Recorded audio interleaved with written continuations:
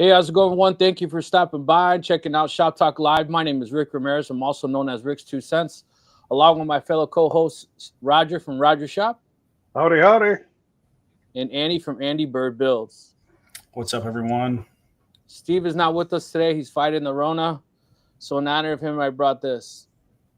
Little Canada Dry there.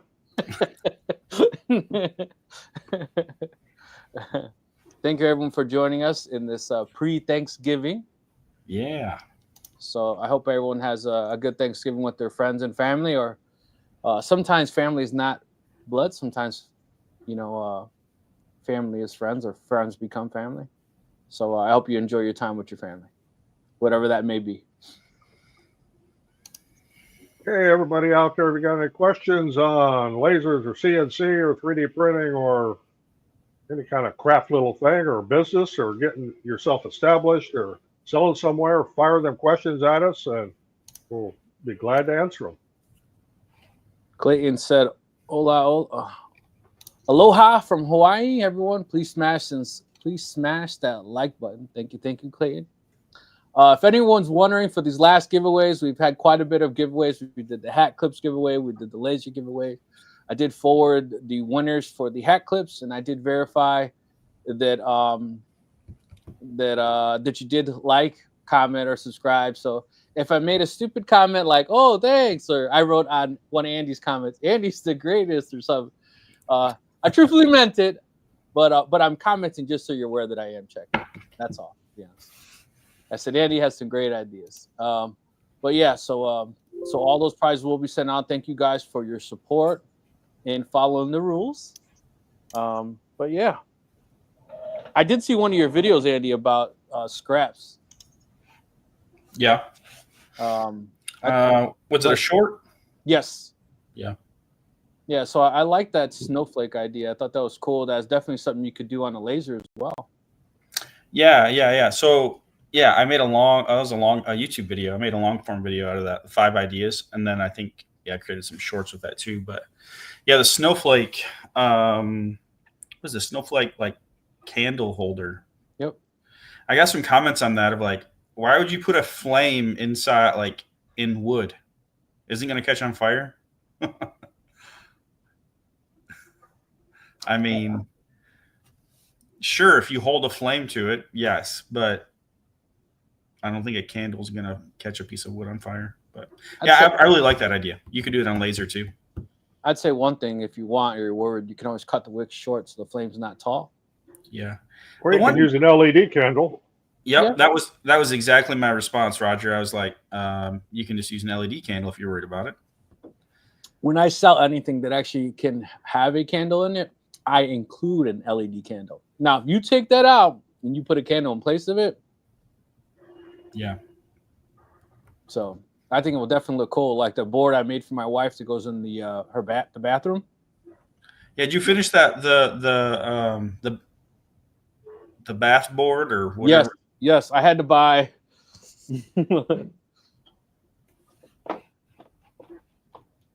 this gigantic guy, a 3-inch, because I wanted it when the cup sits in that oval. Yeah. I wanted to catch the outside, but I wanted to sit in there, but not feel like it's going to topple. Right. So I had to use 2 different sizes, 3. The bottom is, so I used 3 sizes to kind of create that fit. Yeah. But I was happy the way it came out. Cool. But I Amazoned those bits. Did you guys get a message from a company called what is it, Tough Dog or Bulldog, something like that? What's up, dog? They've been hounding me lately, so I thought a lot of times when I start getting blasted with emails, they'll hit everyone at the same time. They make router bits, drill bits, all kinds of saw blades, all kinds of stuff. Yeah. No, I haven't heard of that one. Yeah, I mean, I was kind of surprised, like a saw blade, like a 12-inch saw blade for a chop saw. Like $300, and I'm like, damn, 100-bit, but every single one of their saw blades, every single one of their bits, they all have lifetime warranties. So they'll either resharpen them or send me new ones. Yeah. Yeah. So I thought that was, no, maybe I'll give him a shot. I saw a grinder bit, which you use on a cutoff wheel, but you can even use it on the flat side. You know, we'll see. I just figured I'd ask. Yeah. Yeah. There's so many of those. Like, honestly, I like skim them. There we go. I skim them. And if I'll be 100% honest with you, if I ever think a message is copy and pasted in an email, as soon as I get that feeling, if any sponsor is listening to this, if I get that feeling, I automatically delete it. I don't even look at it. As soon as I get that feeling, if you're just copy and pasting it and sending it out mass, see ya. Yeah. Honestly, my go-to blade's a Diablo blade. I love Diablo. Yeah. Nice. I go around. That's something I actually need to do in my shop. I need to go through and check, like, I've neglected my table saw blade, my miter saw blade. I need to go through those and probably replace them. Alfredo said, "Hi everyone. I love this content. In my country, most comments are by hand. CNC has been a life changer for me. I'm asking, what country are you joining us from?" Yeah, where are you from? We have a global audience for sure. So, we're interested in seeing where exactly are you joining us from? Zapper said, "I'm not a pavement pounder. One thing about going door to door, what are some good options to get work out in the world?" Well, I guess besides Etsy, right? That's going to probably be your number one answer people are going to say. Yeah, number two would be Amazon if you can handle the inventory load. Otherwise, word of mouth is one of my big things here. Is I make something for somebody and they tell somebody and they tell somebody, and next thing you know, it snowballs. Yep. That's actually the best way. Word of mouth. Yeah. One thing I would say though is, whatever you're making, if you can stage it, you're gonna do so much better. Yeah. I don't care what it is. Stage it, put it on your dining room, how it's gonna be used. Like, put it like it's gonna be used. Because people sometimes don't have a creative imagination, and sometimes you got to remember too is that they're not purchasing it for themselves; they're purchasing it as a gift, especially right around now. Yeah. Basically, helping them envision how they're going to use it. Yep. Because we assume, I think a lot of it's normal. Like we make assumptions, like they should be able to connect the dots. But I think the people that have the best success selling they connect the dots for the customer and just make like, oh, that's what I would use that for. Oh, I could, see that. One of the number one questions I always get, like at craft shows or something, and I know that this is a sign that I need to do a better job of presenting or organizing or staging, is, oh, what do you use that for? It's like, if I have to explain that, yeah, I need to do a better job of presenting it, of staging it. So Chris said, between a laser and a CNC, there's no scraps. That's true. Yeah, what scrap you have is very, very small. I have two bins that I put all my scraps, and my wife's like, "Why don't you throw this out?" Now, don't get me wrong, some stuff does up in the fire pit. But, I burn quite a bit. Yeah, stuff does go in the fire pit. I save a lot too, though, but Yeah. I can't save it all. Yep. I try to give it away, but yeah. Alfredo, your English is, at least in writing, seems okay. At least in writing. Oh, dog, I'm gonna have to look at my email real quick to see what this tool is. I'm just wondering, curious if anyone's ever used it. I don't know.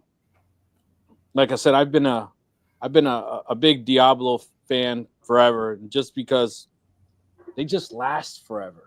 I use Diablo and CMT Orange and Freud. Yeah, I am making good use of my 3D printers. Only got 3 of them running right now. I did have all 11 of them running earlier today, but then it gets kind of loud up here. Yeah, and they do double as space heaters when you get all them going. I It was bet. Bad Dog Tools. That's what it's called. Bad Dog. Bad Dog Tools. I never heard of them in my life, but they were just so outrageous expensive. Like, whoa, 5 drill bits like $300. You're like, it's like one of those things. Are your prices super high because you want people to assume the quality is really good, or your price is really high because the quality actually is really good? Right. I don't know. Are you Googling it? Yeah, I'm trying to look it up here. Good morning from Belgium. Hello, hello. Thank you for joining us. I guess it would be morning over there. Yeah. So I saw John Grubb in the chat. He was talking about that. And I just want to show off. I just recently picked this up I picked a couple of these up as Christmas gifts. Hopefully none of my family is watching this, but he makes these really cool pen, like desk pen and phone holders. So this is a 3D printed insert here. Nice. Isn't that nice? Just nice and simple. So what's that hole? Is that for your phone? Yeah. Yeah. So here, let me get my phone. So it sits on your desk like that. That's cool. Cool. Yeah. That's nice cool. work, John. I see Alfredo's from Mexico. That's where I will be next week. I'll be sitting there looking at this. So, buenas noches or cómo estás, mi amigo? Roger's part-time Mexican, if you don't know, and I am Mexican. So, well, I'm a half-breed. I'm half Native American, half Mexican. So, LTX Design said, "Good evening, everyone. Good evening. Hello, hello. What's up?" What's crazy is that last week, having people stood all the way into the very end of the live. That was pretty cool. So we were able to last minute give some additional giveaways away. But some of those people that don't hang all the way to the end, especially when we do a big giveaway, all of a sudden you see this drop off. We did have additional giveaways, so if you didn't stick around, you missed out. And there was some people who won. They weren't present during the live, so you lost. Let's see how it works. So just jumping in to say hello. Hello, everyone. Hope everyone has a great Thanksgiving. Yeah, happy Thanksgiving. Thanks for stopping by. What do you all do for Thanksgiving? Do you have any traditions or things you've done over the years? When my father was alive, everyone would come to my house, right? I mean, my house meaning my father's house. And it was like one of those things, like my stepfather who raised me was Sicilian Italian. So we started eating like in the morning. and then about mid-evening, there was drinking. And then, about midday was drinking. And then, it was an all-day event, right? Yeah. And my wife's family, after my father passed, my wife's family's French-Canadian. Okay. So they do Canadian Thanksgiving, but since they live here now, they do the United States, Thanksgiving. But it's not the same. Like we go there at like 12 and they're like done by 3. Like, all right, bye guys. And we're like, it's Thanksgiving. Like just like hang out all day. It's like, I don't know. It's different. Yeah. Yeah. It sounds like you got a lot of strong, what's the word I'm looking for?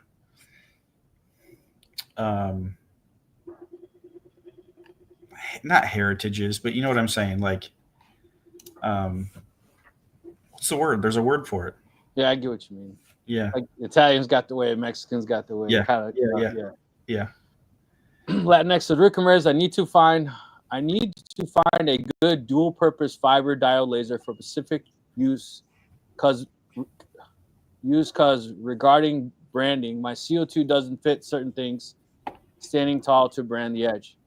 So longer nano. The longer nano is great for branding things. It's portable. You can just hold it somewhere. Okay, so this is all I would say is that when you're purchasing anything, just remember what you're going to use it for, right? And if purpose buy something, and if you have the pockets, overbuy. And all lasers, like you see behind me, the bottom is adjustable that you could turn around. So if you wanted, you could literally turn it so that it's sitting off the table, put something underneath it. But there's a difference too between, like you're saying, if you're just branding it. I literally just made a video that said, is using a branding iron old school, and put the longer nano and said, Yeah, I saw that. yeah, you know what I mean? Like, you just use the longer nano, take off the center. I got it right behind me. Take off the center knockout cap. Literally just set it on top of your wood and just boom, boom, boom, boom.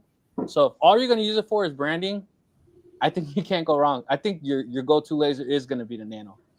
If later on you decide you want to use the nano for laser etching, and I say etching because anything iodized, like a dog tag, a bottle opener, anything iodized, you only need like 5 watts to take that off.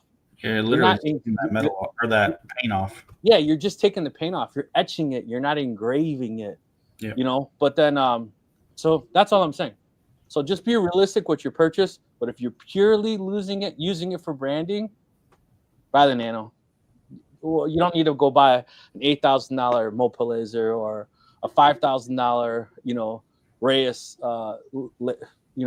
fiber laser. I'd say save the money. But if you have the money and you're going to use it for other things, that's a different story. But if purely for branding, I say your nano is your go-to guy. Sorry for the long-winded answer. I don't want to be misleading in any way, because we're longer guys, so just keeping it honest. Roger Feed has comments off. Roger, well, I just looked here and I don't have it shut off. I didn't know you could shut them off. Are you on Facebook? Oh, he's on YouTube. Yeah, I'd be on YouTube. We're censoring Roger. He's been bad lately. Yeah. His IP is still shown in Mexico, so they censored him.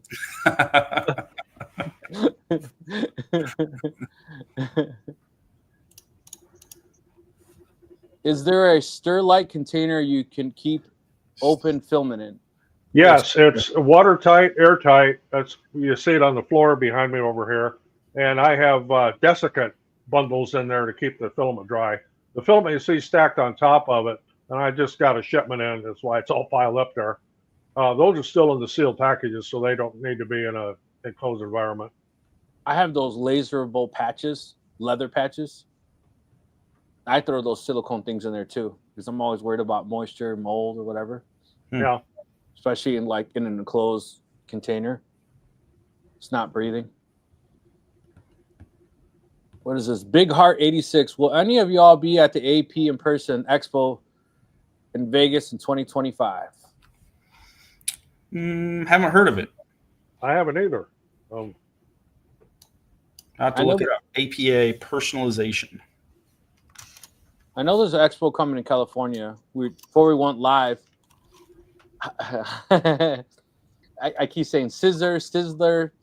How are you saying it, Roger? Sizer. I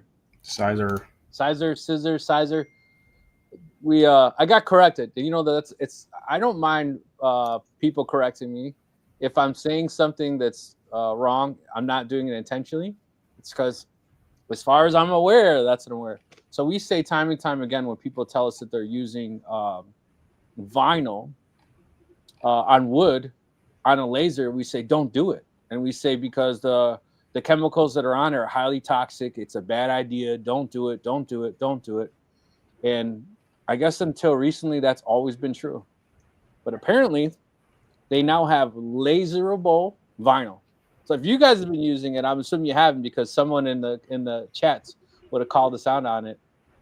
So they will be sending us some, and they may even be willing to do a guest. But it's, for what I saw on their YouTube channel, it's pretty insane. Like my probably uses of it would purely be only masking, just because I can engrave with it and then paint and then rip the vinyl off.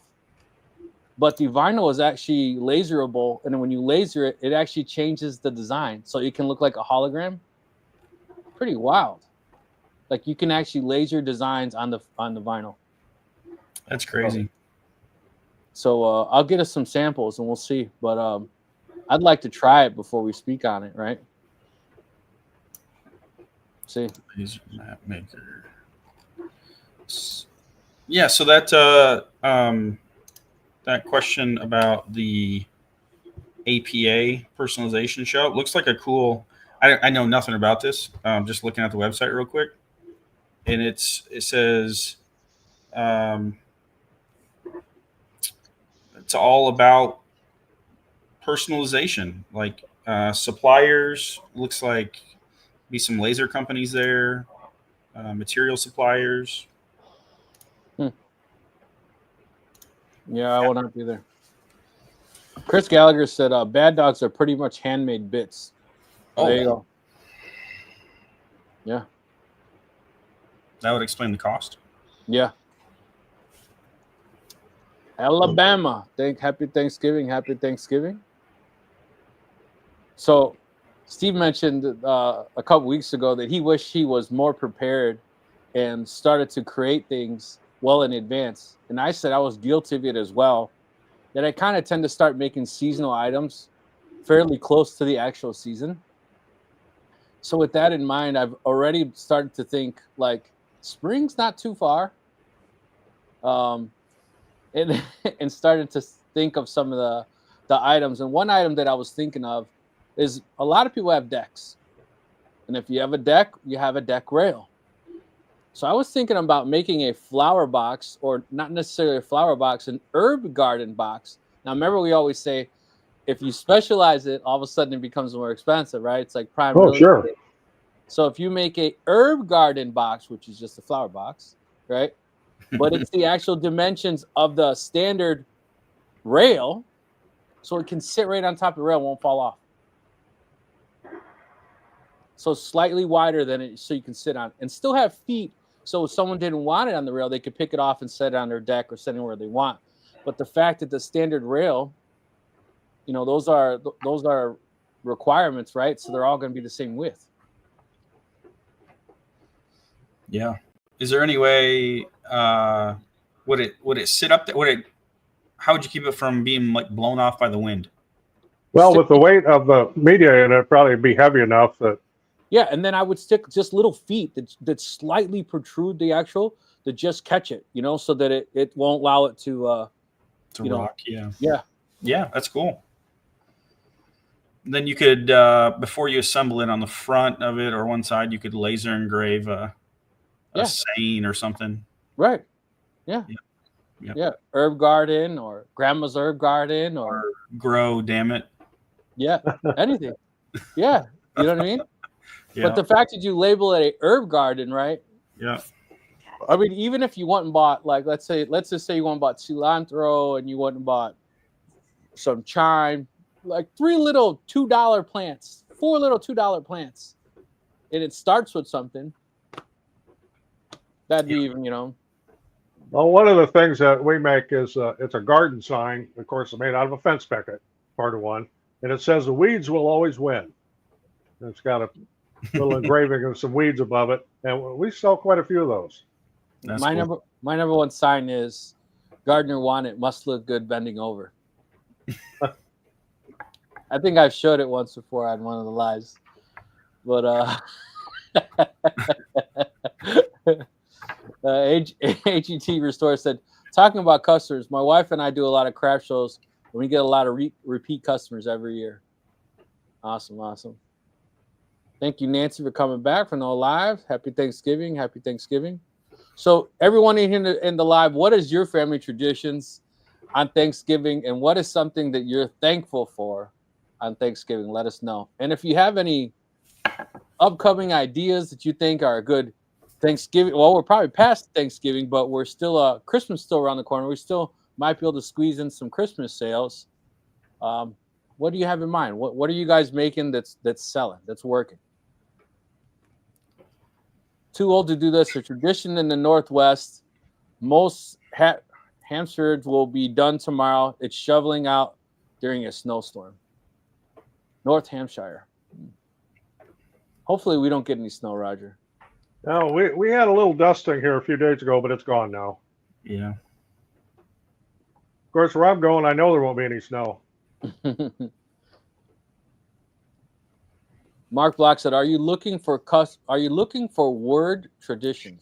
Yeah, when I was stumbling on the words that I was looking for, remember traditions, heritage. Heritage is the word I think I was looking for. Yeah.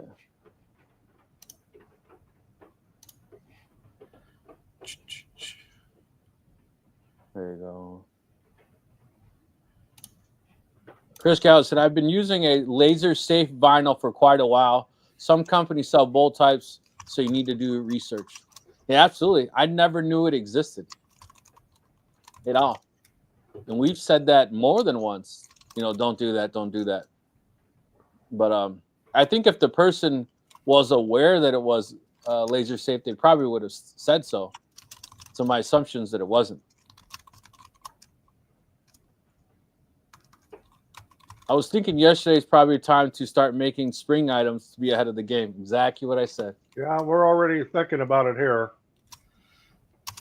Yep. Exactly what I said. Yep. You know, if I see another video of make that triangle Christmas tree with the 3 pieces on the side, you know, once in a while I just go to Facebook Marketplace and I change the mouse to close and I just hit market so it shows what's in my area.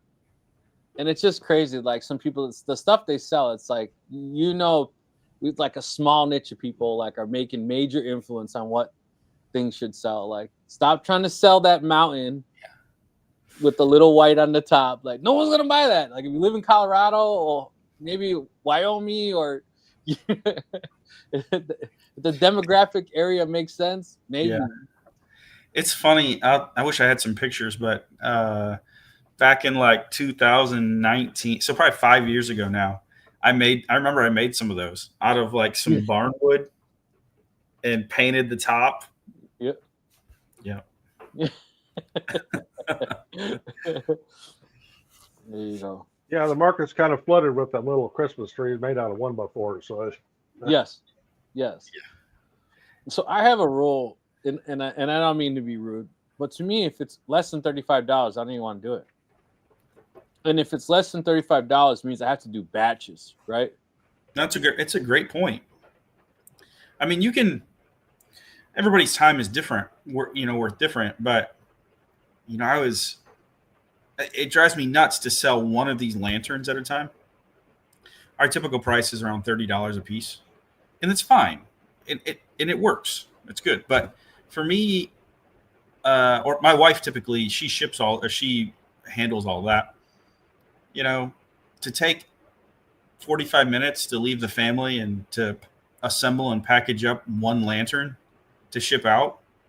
You know, when we made, I don't know, after all the costs and everything, we make $15. I'm like, what's the point?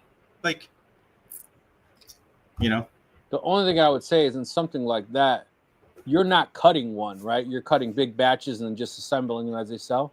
Or are you cutting each one individually? It's a little bit of both. It just depends on inventory. Like, so some of those over there, like we, sell a lot of them. So we keep some like in stock, but then, it's so hard to figure out what people want. Next thing you know, they buy something that, hasn't sold in a long time. Like we were selling a dragonfly lantern, and it's like, oh, we don't have one cut, so now we got to cut one. Then we got to assemble it, and then now you're up against that time. And this was on Etsy, so you're up against that Etsy timeline. So you have to get it done, right? Right. And it's a side hustle for us. My wife works full time. I work.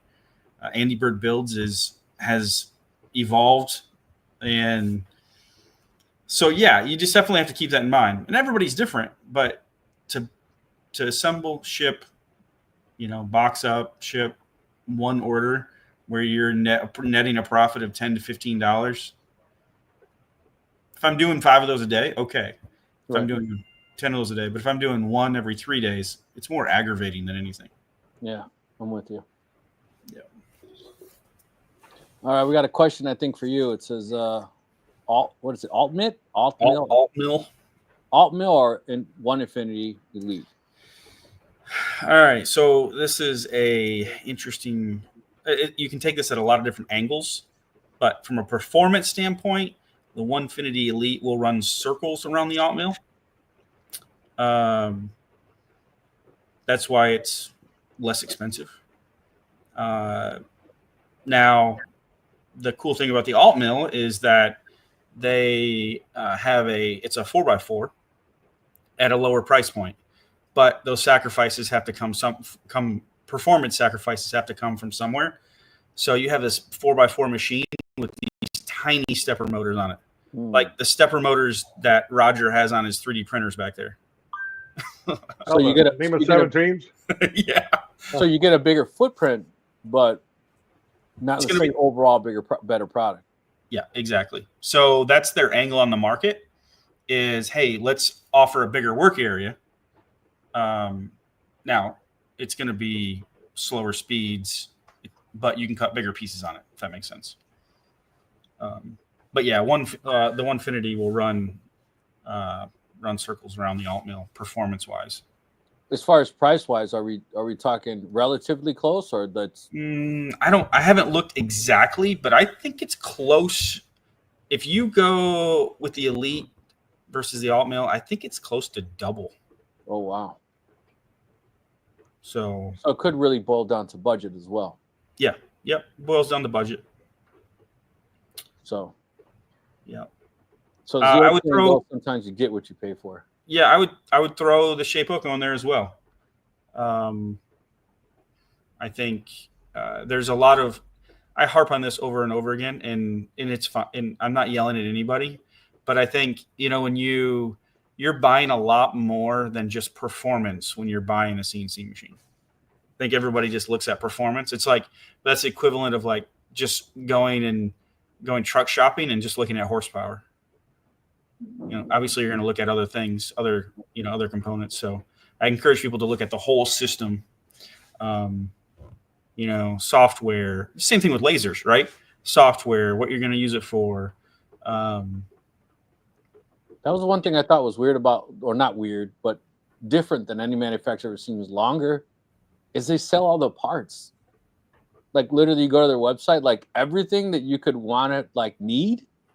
You're not like sourcing it and trying to find it. Like they know those are wearable, consumable parts. They have a lifespan, right? And you're using it for a business. So at some point in time, it is going to need to be replaced, right? It's a low grade item. It will break, right? Yeah. And you're not like emailing China to trying to figure out what is this part. Like, no, it's a purchasable item. And I've never seen any Longer lasers do that. Longer is really good at that, and Bamboo, where I've my big 3D printer or my Carbon X1. You go on their website, you can buy just about any part you need for a Bamboo printer, and it's not expensive. It's reasonable. Yeah. Some places you go and here's parts, and you're looking at a little plastic cover for like the hot end on a Creality printer, and they want $25 for it. Now are you shitting me? Right. I'll 3D print one. Yeah, but I couldn't believe it though. Like you're talking make fun of stepper motor, just little things like I couldn't like any little thing you could think of, like a clip. I mean, it don't matter what it is, how small a part is, you can buy it. Yeah. I was just like, wow. You don't have to email somebody. I think at that point in time when you start price shopping for parts, you're already aggravated as it is. So you're emailing someone, waiting for a 13-hour difference in time, wait for them to reply. You're just pissed. So at least you can just go on there and you pull out your wallet and like, yeah, whatever, just give me my part. Right. Andy, LTX Design said, Andy, is the inner circle a part of your program or something different? Yeah, so he's referring to my Discord community, which is free. It is not part of the course. It's anybody in here. I dropped a link in the chat for people that are just listening. You can find it on my website, and yeah, anybody join. So we have almost 1,000 members, and we're close. I told everybody in the community if we reach 1,000 members. Is that it, Andy? That's it, right? There. Okay. Yep, that's it. If we reach 1,000 members by the end of the year, I'll put together a sweet giveaway or something like that. So nice. But yeah, it's a cool community of and we're talking in there all week,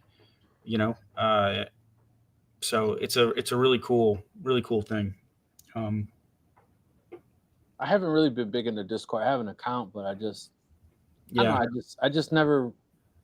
I don't know. Yeah, so it's interesting, and I think someone might find this interesting or helpful. Like when I first started my community, it was a paid community, and so I was like, I went the whole Patreon route and it integrated with Discord, and I was like, well, I want to stay away from Facebook just to be different, and like I could have done a private group on Facebook, but anyways, I just wanted to get away from that Facebook group feeling because it was a paid product. Mm-hmm. Well, this year, beginning of this year, I took away the fee and just made it free because we kind of capped. We had the same 30 members in there for a couple of years, and I was like, "Hey guys, let's get some more people in here. Not that I don't like you, but let's get some more members in here." And they were all for it, and so we opened it up, and membership has exploded. But that's how it lives on Discord. I'm not a massive Discord user, but that's where it was built initially, and that's where we have the momentum and it's just a forum. If you don't know what Discord is, I know there's a lot of people that are kind of like, Discord, what's that? It's just a forum. Nice. Yeah. Chris said that mine would say plants come here to die. I'm not sure that'd be a good marketing scheme. Kind of funny though. I'm going to sell you a flower bed to say plants come here to die. You know what? It might be funny enough to sell. I don't know. I might put that on, give one to my mom. Steve said, just add the seeds with purchase. Because at Home Depot, I know they sell like the herbs already grown. They're the little small ones. Yeah. But you can pick them for like $2. So I thought if you throw 3 or 4 herbs in there, you're $6 in, right? But I just think like we keep talking about staging, and some of those herbs you couldn't kill it if you try. They're like weeds. I don't know. I could give it a good try. Steve said he's thankful for our live stream. Thank you, Steve. Thank you. Hey, appreciate that. I want to say what I'm thankful for. I was thinking about this today. And we're talking about traditions. And one thing we do on Thanksgiving is we say something we're thankful for. And I think as a man, we're measured by our level of success, right? And that's one of the reasons when people meet you, one of the first things they ask you is, what do you do for a living? Right? If I said I was a garbage man or I was a janitor or I worked at UPS, all honest livings, I'm a blue collar worker, I'm not looking down on you. They may say something different than if I said I was a bank teller or I was a manager at a bank or I was an executive or an engineer, right? I always say I'm a pole monkey. I climb poles and jump in manholes, right, as a lineman, right? But the point is, the reason people ask you what you do for a living is because they're sizing you up, right? And that's how they level your success on, what kind of house, what size of your house you live in, what kind of car did you pull in. They look at your shoes, right?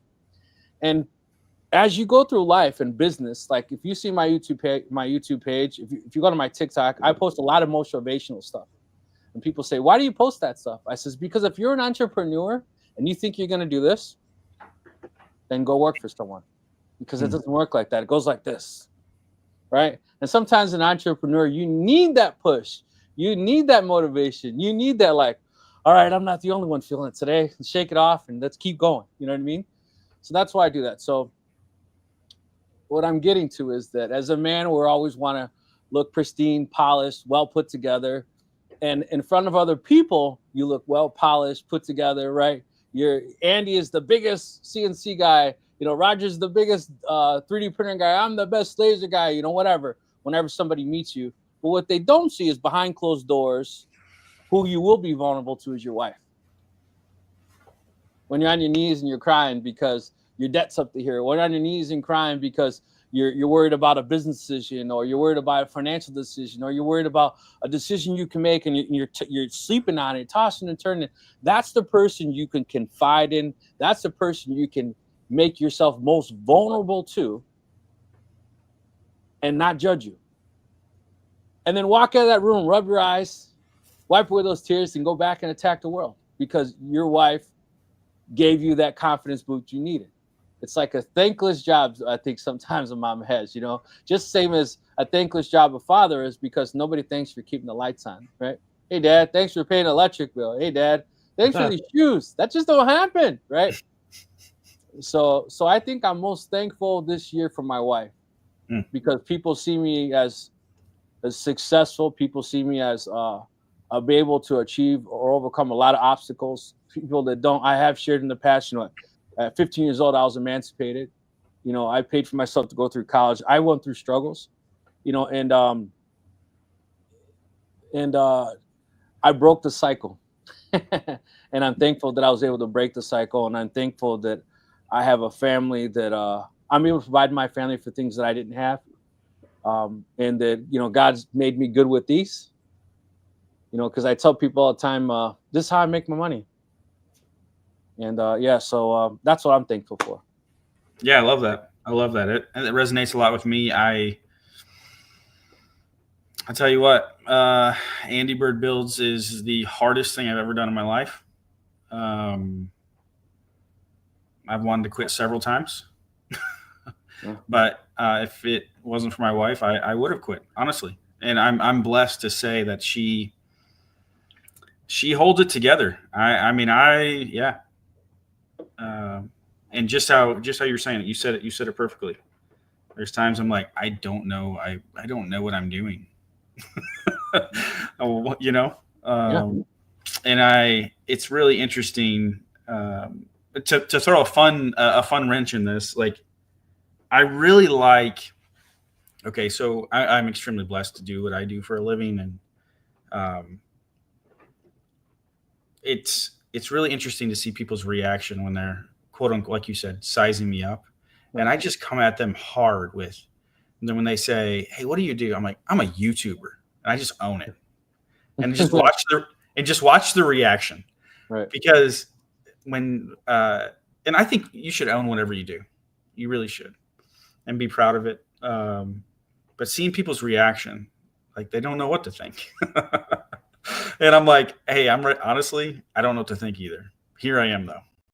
And, I'm adding value to people's lives, and I'm extremely blessed with what I've been able to do. So, but that's fun when people can't pinpoint, like when they can't size you up when they're trying to. Right. That's always fun.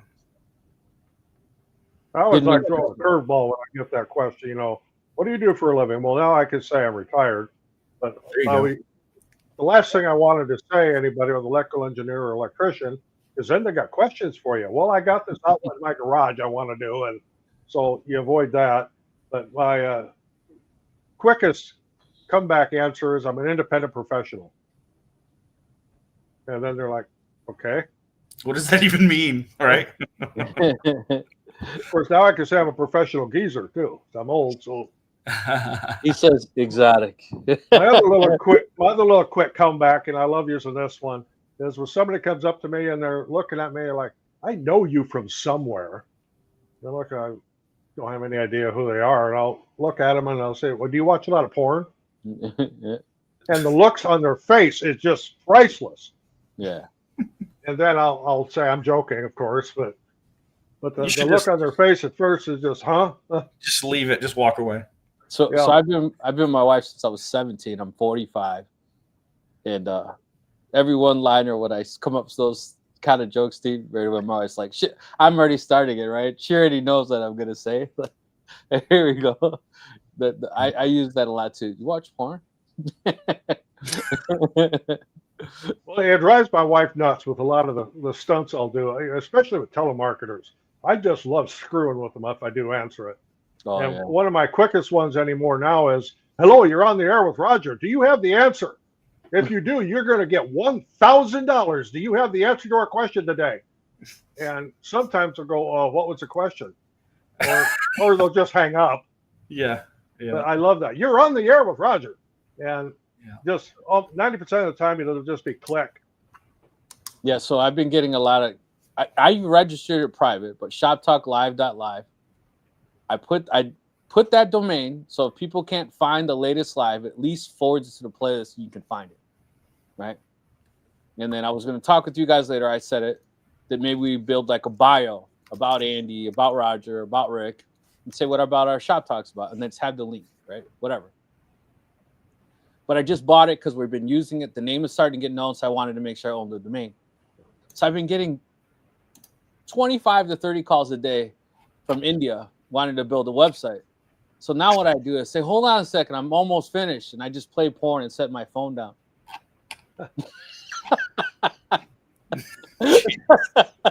You know what's messed up? Sometimes they don't hang up. I'm like, oh, man.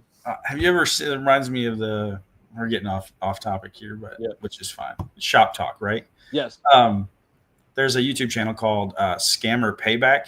Yes. Oh, yeah, pierogi. Yeah. Oh, pierogi. Yeah. Yeah. In fact, sometimes when I'm screwing with a scammer, I'll say, well, I'm not interested, but I'll let you know. I'll let pierogi know you called. Yeah. And they're like, you know pierogi? I can tell they're coming from India. And I get that other calls, about, there's a charge on your Amazon account, of $1,050 or something. Did you make that purchase? Oh, yeah. And it's like, click. Yeah. Or I'll ask, which account is it? I've got 4 Amazon accounts. Which one is it? Give me the number of the account. And, they don't have an answer to that because we know it's a scam. Yeah, yeah. James said, your Apple account has been compromised. Okay. Considering I don't even have one. I'll play along with that for a little bit too.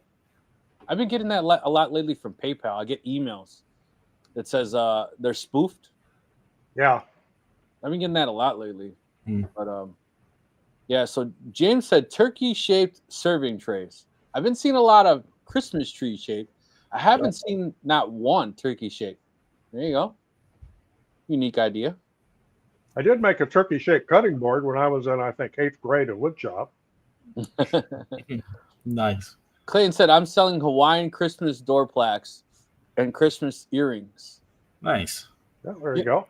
It's funny that we mentioned the earring thing because it's like, when you buy a car and all of a sudden you're driving the car and then all of a sudden you're noticing like a lot of them, right? You're like, I don't know why there's so many black Dodges. You know what I mean? It's like, they were probably always there. You just, because you mentioned it, all of a sudden you're paying attention to it.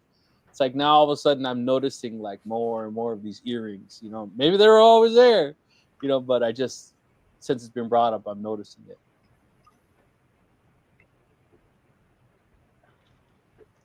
Steven said, Andy is cultured. The word? You're still guessing the word. Yeah. Dan, so I like the 3D printing inventory. It just rolls a filament. Well, that's a yes and no answer. Yeah, I've got a pretty good inventory of filament, but I also have a huge inventory of pre-made laser mounts. And that's because we sell so many of them that I have to make them in big batches. And then I've got bins that are all labeled for the different brand lasers. Of course, every laser's got their own proprietary mount or foot size, and we sell a lot of those in the risers. So yeah, I make a lot of them up ahead of time. Nice. Like I said, I only do 3D carves. This was back to the alt mill and Onefinity. What size of 3D carves? If they're actually, 3D carves take a long time to mill, so I'll probably go with the Onefinity. Plus, you're going to go with Vectric software. That's a good setup. I have a question for you, Andy. Yeah. I was watching your video and you were going over like, use this tool path for this tool bit, use this tool bat for this tool bit. And so what is and I know it's a bigger expense, but what is really the convenience, or is it worth the additional cost for one of those CNCs that actually change the bit versus you doing that by hand? Can you really justify the cost, or you have to be a super high production shop to be able to make that worthwhile? Yeah, you're on the right path there. You're on the right thought track. It's nice to have, don't get me wrong, but it's more of a convenience thing. It's not a cost-effective thing until you are making a lot of things, doing a lot of changes. But if you think about it, the time that it takes to change out a bit by hand versus an ATC, an automatic tool changer, if you do it enough, it's really not that much time savings. So how long, for those who don't know, Yeah. how long of a difference are you talking? Seconds. Really? Yeah. Okay. Yeah. Now, okay, so this is a lesson. This is a marketing lesson, right? Of like, give the customer what they want, not what they need. Right. You know, ATC's coming into like benchtop hobby market isn't an efficiency play. Like, so an 8x8 inch doesn't need one, right? no, they don't. The cheapest CNC router on Amazon doesn't need a tool changer. You're going to engrave tiles, but you need to But now I will tell you, people want it, and they're starting to come out in the last year for benchtop CNCs, and I have seen people rave about them, and I'm not saying I wouldn't get one, but you are lying to yourself if you think it's going to make it more efficient. It's just going to make it more convenient. Nice. Yeah. See, that's what I'm talking about. Always an honest opinion on something. Not always just an infomercial. You know what I mean? I mean, yeah. Like, yeah. And it's like, I know there's manufacturers. I don't know if they watch this or not. They could. They do. They probably don't like that answer, but they know it's true. So, are you guys familiar with CNC Shark? A little bit, not much though. So they're the ones who actually had sent me a message and said, we saw your Shop Talk Live, but you're not a woodworking channel because, you know, we're using lasers. I didn't see any woodworking type events going on, right? Yeah. And I responded back and said, well, I guess you didn't see my playlist of videos of woodworking smalls that sell, or I guess you didn't see, you know, all these lasers that I reviewed. However, I guess you're right. I'm not a woodworker because I use a laser, but in the same token, I guess you're not a woodworker because you use a CNC. And and in the previous live, I didn't mention the name of the company, but I said it to Steve, and Steve's like, dude, they're never going to reply to you because you smart ass responded back. I'm like, hey man, if you give me a smart ass answer, I'm going to give you a smart ass answer back, right? Like, touche, you know what I mean? Lasers are not woodworking. Well, neither are CNCs then. Yeah. And so that was my guess when you were talking about it. My guess was Shark. Yeah. And they're mainly sold at Woodcraft. Yeah. And yeah. So they came at me and offered supposedly two different CNCs, and then went down to a lower model because supposedly they can't keep the new 50. What is it? A 4x8, their newest, biggest one. They can't keep it in stock, and now they offer. I think it's the 50/50, which is like a yeah. Yep. So I don't know, whatever. But just funny. Yeah. Shark wouldn't somebody be somebody got a Bamboo A1 Mini. That's a good printer. Nice. All right, Roger. I need you to talk me into buying buying a Bamboo printer. He's actually going to show this to his wife, so just be careful. They're on sale now. I was going to buy one, and now they're even on sale, and I'm like, oh man. So I want the X1, but I can't justify the price. Just for how much I'm going to use it, like. The next step down is like the P1. Yeah. That's quite a bit less. It doesn't. I don't know. I think they have an enclosure for it now. Previously they weren't enclosed. Okay. And you can still put an AMS unit on top if you want to. With me, because I do so much production, I didn't even bat an eye when I bought that X1 Carbon. Right. And I'm about to get another one here this winter. Maybe a $500 difference. Yeah. How much is it? I think the X1 is typically what with the AMS is like 1,300 maybe. Yeah. When I got this last one, of course, I got a bunch of other stuff with it. My bill was $1,500. Okay. But I got spare parts and spare the PEI bed for it. I got a whole bunch of extra stuff with it. Okay, so Black Friday, you can get the X1 with the AMS for $1,200. Nice. Yeah, that sounds pretty good. Is that a steal? Typically $14.49. So yeah. Save $250. Man, That I'm wasn't. talking into it. In fact, that'd be a good thing for me if I wasn't going to be gone, but I can't buy it when I'm not going to be here to get it. So Yeah. And then if someone else finds this interesting, they've got, so the A1 is 300. The A1 Mini is 200. This is with their Black Friday sales. The P1S is $550, and you can AMS on that. So I think, to answer your question, the P1S combo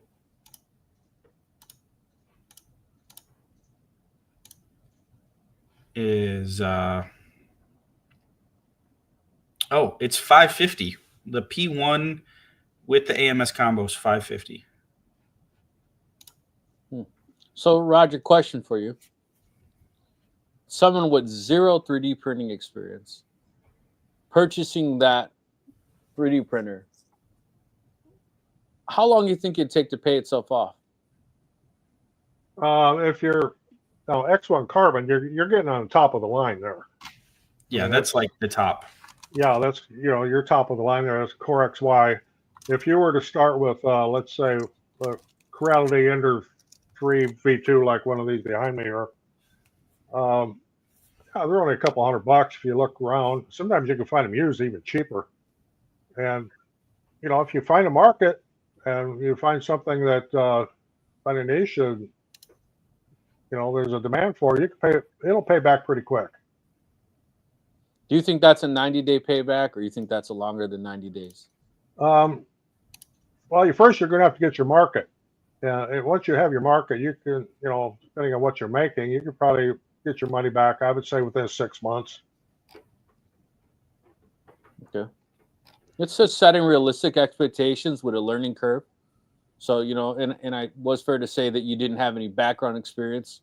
So it's not as if you had a previous 3D printer, you're stepping your game up. You were just, like you said, if you have the money and you're willing to jump in, taking a leap of faith, jumping out the window with both feet, so to speak, then, yeah. But that's good for people to know, because, we're not telling them go buy this and you're going to quit your day job tomorrow, realistic expectations.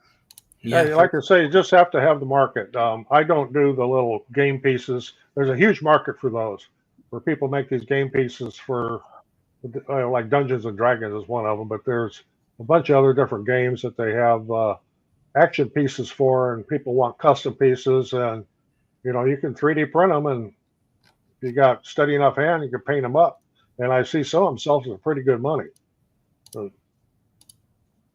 if you guys were on the last live, Great Lakes Laser Supply was nice enough to bless us with being able to give 5 people a multi-pack for hat clips. And those people who stood all the way to the end of the live after the actual laser giveaway won those. So when I did verify you actually applied to the rules, with you CC'd on the email, forwarded you his information so that you saw that. And as we're on this live, I've been seeing Blake reply to that email with tracking numbers. So he's already shipping those out. Nice. So thank you. So thank you, Blake. Thank you. Appreciate it. Nancy, did you guys fire Steve? Just noticed he's not here. Say hello to Steve. He's a little under the weather right now. Here, I'll put him right here. He was a little dry, so we fired him. Steve's fighting the Rona, I think. He's probably watching right now. Yeah. Christmas. Here, Steve. It's like Wilson with the volleyball, but this is Steve. And I can make fun of my wife's Canadian. Don't think I'm being racist. So, yeah, you can get through some comments. We're a little. I was going to comment on one of the comments, so I'll hold. What were you going to say? What, did I miss it? No, it's down Okay. further. Chris Gallis. When people ask what I do, I tell them I'm woodworking laserologist. It's better than a part-time gynecologist, I guess. One of my other answers was back in the day when I was still working was, well, what do you do for a living? Well, I'm a electrician. They go, well, what is that? It's an electrician that drinks. Jason Science said, At "I'm the winning same on how time. to." He said, "I'm winning on how to deal with scammers award for 2024." Just play them poor and tell them you're almost finished.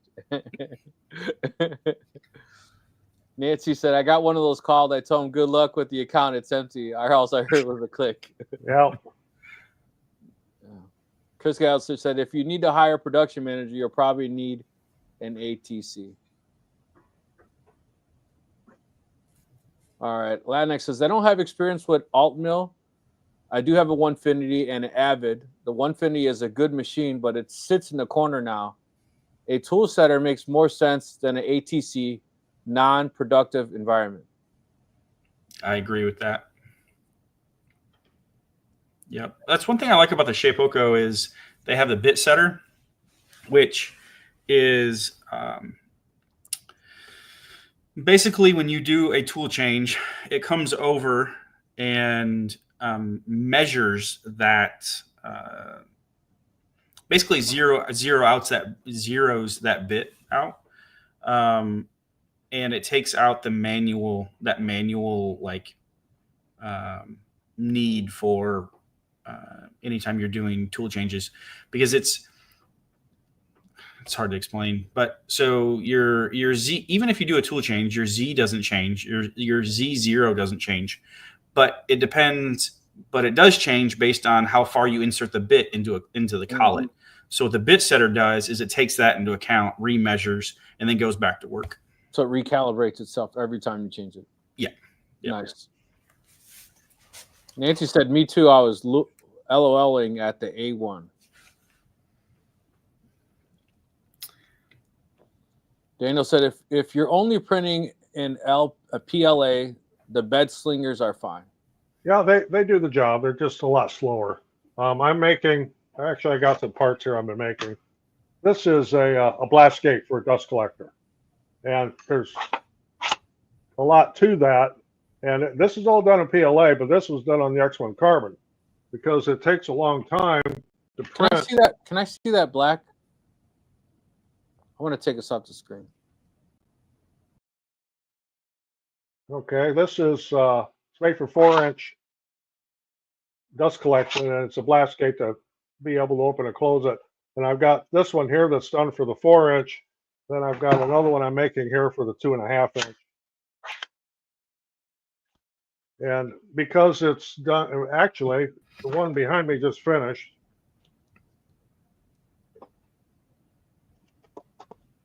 This is one of the gates. Okay. And I printed this one on a bed slinger because I didn't care about the time on it. But this took 3.5 hours to print, to give you an idea. So printing it on that versus the bamboo. Yeah. On the bamboo, it would have been done in probably an hour and a half. Or if I would have done it on my Kitty back there, my Galaxy 3, that's also a Core XY printer. And what about print quality? Bamboo, I have no complaints about that one at all. I've had a couple failures, but it's been operator error. Yeah. It hasn't been the printer itself. This here printed, of course, I'm printing this in fine quality, high quality, because it's for me, and it's going to be a kind of a rugged environment. So it's got a lot. This is done with 40% infill instead of what people would normally use 20%. And for those who don't know what I'm talking about with infill, it's a pattern that goes on the inside, so it's not just all solid plastic. There's a lot of air in there as well. Yeah, I saw you manhandling a little bit. I didn't see any flexing. It looked pretty durable. Oh yeah, these are super stiff, and it's PLA plus. It's not the standard PLA. It's a little bit better grade PLA, but yeah, it works just fine. Yeah, I saw the Navy's actually getting really big into 3D printing, which makes sense. You're on a battleship middle of the ocean, and you need a part, and you don't have it. You don't call Amazon, right? Why so not? They have to. I mean, one day when the drones, maybe, but But you know, that I thought that was pretty slick. They're actually making things on 3D printers right there on the ships or anything they need. That's pretty cool. My P1P has a phenomenal 3D printer.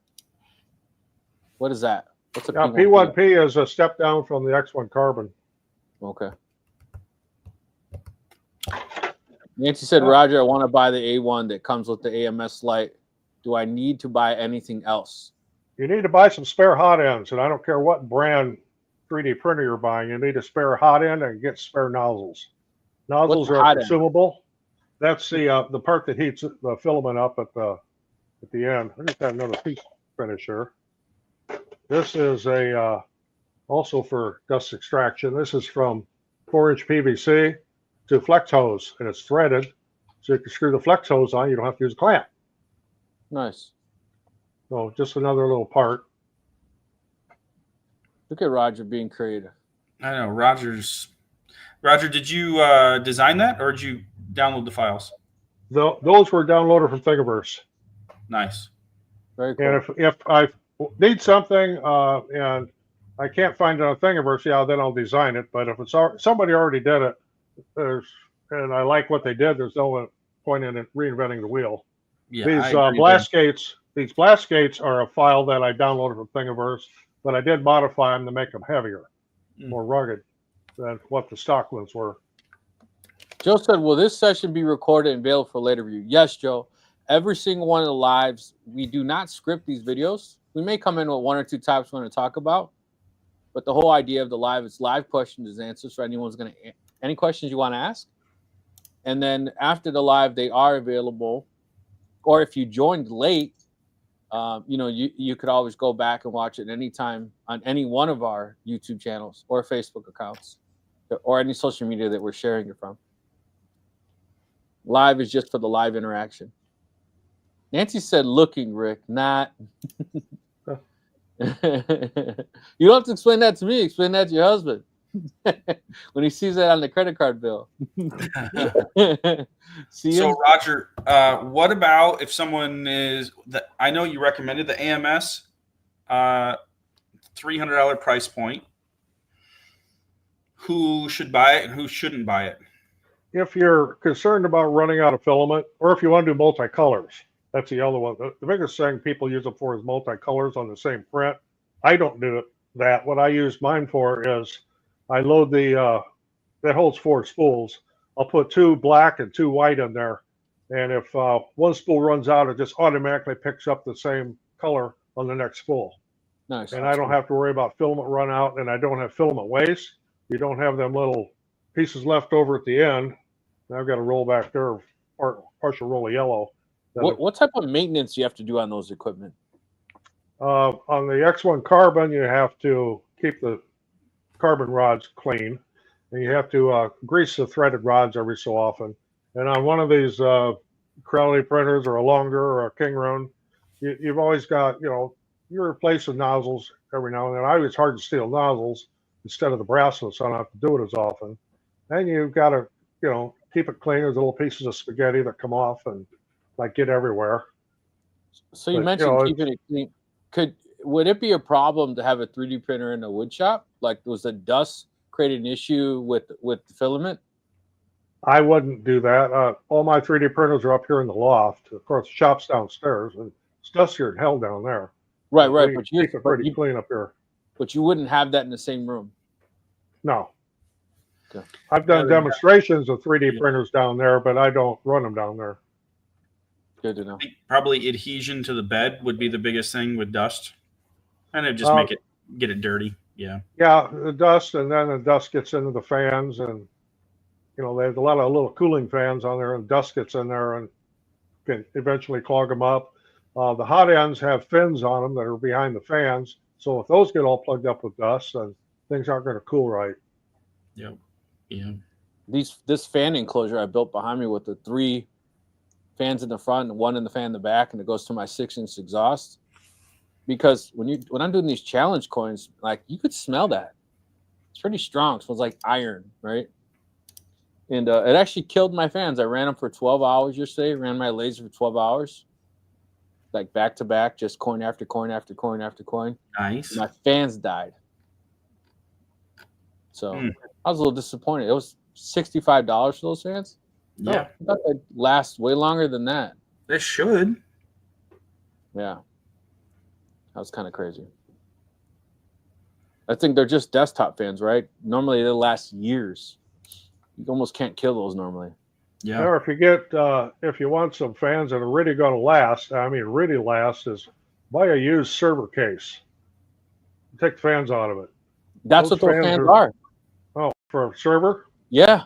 Yeah, those are usually just run forever. Yeah. Like the bearings are supposed to be really good and all that. And so I don't know if they just got over hot from just running them so long. But yeah. Ganda said print speed is also highly affected by the features and size of the model. If you never accelerate to top speed, those top specs don't matter. Well, I run the X1 Carbon up to top speed doing a benches just to see what it'd be like. And it looks like hell. You know, okay, I was going to ask that, and you answered it. It's the same thing as if you've got a laser and it tells you, oh, it'll do 60,000 millimeters per minute. Well, it won't do anything. Yeah, it might move that fast, but you're not going to engrave anything or cut anything like that. Yeah. Roger, do you worry about, one last question on AMS, do you worry about the spools absorbing moisture in there, or is that sealed? It's not sealed, but there are compartments in there you keep desiccant in. And when in the Bamboo Studio, there's a little looks like a water drop where your AMS is displayed, and it'll have a number of like 1 to 5. And mine is usually 1 because I keep the desiccant up to date. If it gets above 3, you might have a problem. Gotcha. But you know, changing the desiccant, you can dry it in the oven or in the microwave, or there's 3D printable parts you can get off Bamboo's maker site. So you put desiccant beads in, you can buy in 2-gallon jugs. That's what I use on my air dryers for my compressor. And then you can just pour them out on a cookie sheet and stick them in the oven for a little bit and reuse them. So we keep talking about communities, right? As we're even building our own Shop Talk Live fishing community. Bamboo, they have quite a large community as well, correct? So like someone who's to buy them, you know, you can kind of go for help. Not to say the manufacturer couldn't be helpful, but having a community of people using the same product is definitely helpful. Now, this next question here, what slicer do I use? For the Bamboo, I use a Bamboo slicer. For the Kitty Galaxy, I use a Kitty slicer because it's proprietary. So someone who doesn't know what that is, can you explain what that is first? Okay, a slicer takes your model. You know, you've got this model here, and you put that in there, and it calculates how many triangles it's going to make. Everything's made out of triangle. It's an STL file, and it tells the printer what to do. And seems like every company's got their own. Like I say, I use Bamboo Studio for the Bamboo. I use the Kitty slicer for the Kitty back here. And then for the Creality Ender 3 V3 SE, I use Creality slicer. And then for the longer my 2 longer printers and the 2 Kingren printers and my other Creality Ender 3 V2s, I use Cura. So for the most part, they're all similar, but they're different. So for the most part, they're all proprietary softwares for their actual, or do they have some type of universal software that could be used?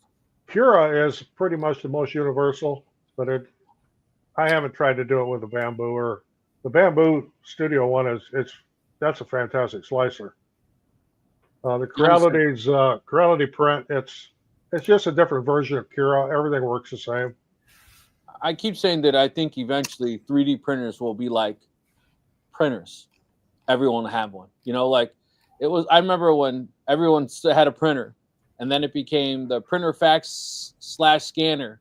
If you had one of those, the Malta was like, woo. Oh. And now it's like not a big deal anymore, right? We're back to small printers. Nobody has that anymore. But I think eventually, 3D printers are going to become like a norm. Maybe we're a long time from that, but I can see that in the future, that being something that kids just have. It's like, you know, kids are growing up tech savvy. You know, once you get the hang of designing, you know, you can make about anything you want. This next comment here about moisture is a problem. Yes, it is. Yeah. You get your filament moist. there's two things that can happen. Number one, it'll break if it's PLA. The filament will just snap. The next thing that can happen is, while it extrudes, that moisture in there gets flashed as steam, and it puts little artifacts all over your project, which appear like little bitty bubbles or blisters or pimples or whatever you want to call them. So yeah, moisture is a problem. So you don't want your machine getting herpes, so always keep it clean. Yeah. Daniel said, I believe Bamboo was incorporated heater into their next generation EMS. Yeah, I know Anycubic did do that. And yeah, I wouldn't mind seeing that. And I do have filament dryers. They're sitting in a, might be out of camera view, they're sitting in a corner back over here. I've got 3 filament dryers over there that I use on occasion when I've got rolls that I got left out too long or have been hanging on the printer too long. The rolls you see that are on the printers behind me, they don't last very long. They get used up pretty quick. And if I'm, like when I go on vacation, I'll take all those spools off and put them inside my dry case. So Roger, some of these gimmicky type filaments, the glow in the darks, the pearls, these fancy colors, are they a more brittle, like not as a durable type plastic? They're more made for looks. Oh, they're just as, PLA, they're just as durable. The only ones that might give someone a problem are the carbon fiber and the wood look. Those are highly abrasive, and you really have to have a hardened steel nozzle. If you're using a brass nozzle on your printer, you're going to wear it out real fast. Can you explain how it wears it out? What exactly is it doing that happens? The abrasiveness of it, let me grab a nozzle here.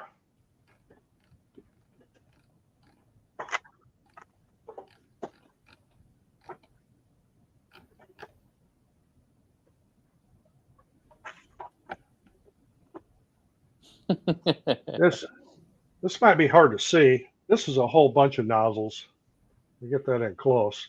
You see there's a 0.2 millimeter hole in the center of that nozzle there. And if the filament is abrasive, it'll make that hole bigger and bigger and bigger. And it usually wears it in an oval. The next thing you know, the streams that are coming out, or what we like to call the strings or spaghetti, aren't round anymore. And they're too fat, and it'll look horrible. Okay. So yeah, you definitely have to keep up with hardened steel nozzles. These here are brass, but they're just like spares. I use all hardened steel now. So what do they cost? Not much. A couple bucks a piece. And how long do they last? Hardened steel nozzle lasts, I don't know, probably 20 or 30 rolls of filament. Okay. They last quite a long time. Brass ones, of course, I don't always keep count, but usually if I'm getting into the 8th or 9th roll, I'll notice I'm starting to get artifacts, I'll change the nozzle. Nice. And they're not like brand specific, right? I mean, you could literally just buy. Oh no, they're brand specific, of course. Oh, they are? Yeah. Okay. I really like Orca Slicer. I've played with it a little bit. Yeah, it's a good slicer. I just not one I use. LTX Design said, my first machine was an Ender 3, could not get good prints out of it, so I went to Bamboo, never looked back. Then added the first CNC laser, and now up to 2 CNCs, 2 lasers, and 1 Bamboo. Welcome to the addiction.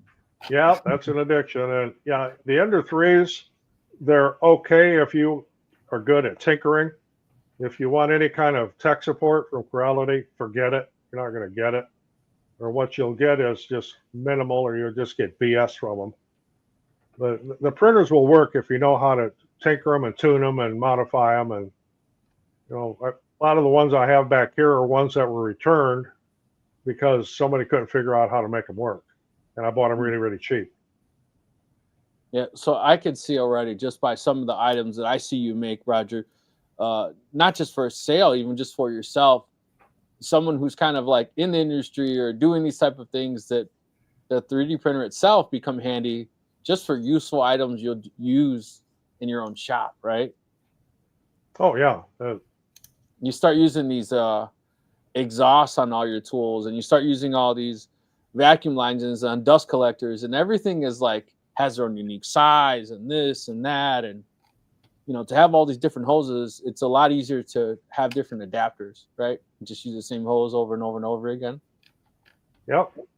I know when I took my Craig router table, I must have ordered 4 or 5 different attachments on Amazon until I finally got the right fit for mine.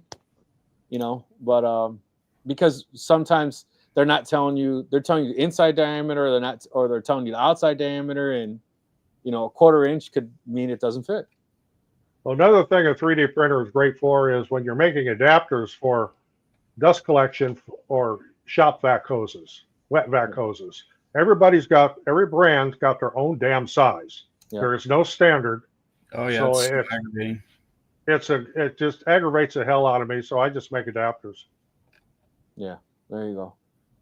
And again, you're saying you don't have to be an engineer to Well, actually, I use Tinkercad to design my adapters because it's super easy to use. It's very easy to learn. It's not real high end. You can't do fancy stuff with it. But if you're just wanting to learn how to 3D model something, get Tinkercad. The whole program was designed for kids to teach children how to 3D design. So that's how easy it is to learn. Nice. So when you don't learn it, just make fun of Roger because you just said you're dumber than a 3rd grader. Well, it's a lot easier to use than Fusion 360. I'll tell you that. There used to be a show. Remember that was like smarter than a 3rd grader or something. Yeah, smarter than a 5th grader. Yeah, smarter than a 5th grader. Yeah. LTX9 said, use my Bamboo 100 for shop gear, jigs, hangers, tools, organizers, etc. Oh, yeah. Pretty much exactly what I was saying. I just made a whole bunch of tool hangers for. I've been remodeling the shop. Let me see what I got. Yeah, there's one picture of it. I'm remodeling my shop down there. Of course, I don't have everything up on there yet, but nice. Right now it's covered with tools with all 3D printed tool hangers. Nice. We kind of went down a rabbit hole here, but that just goes to show that not necessarily even just for things for sale, just what you use it for in your own shop. So yeah.